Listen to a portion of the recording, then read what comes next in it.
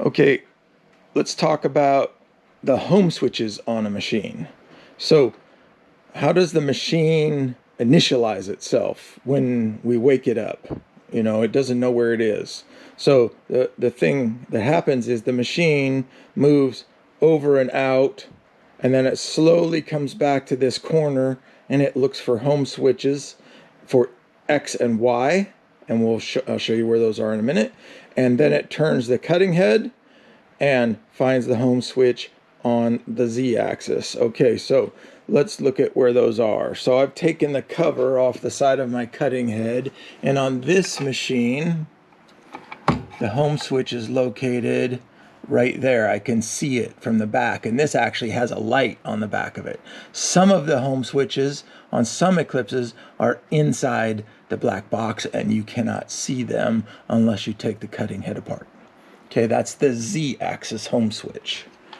Okay, so the Y-axis home switch is there. You can see it inside these holes, or you can push the cutting head up out of the way and you can see it mounted right there. This home switch may look different than the ones on your machine, but because they stopped making the ones on the older machines that you might have, and so if one ever breaks, it just gets replaced by one that looks like this.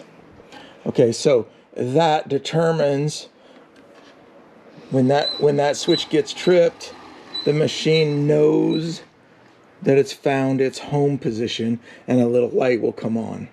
Okay, what about the X-axis? Well, we got to go around behind the machine and we got to move the arm out of the way, and there is the X home switch. This home switch looks for a magnet. There is a magnet glued internally onto this truck where the belt connects, that when it passes behind that home switch, trips it.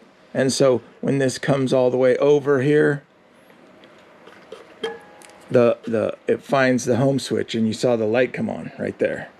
Okay, so when that light comes on there, it also comes on down here on those green relays.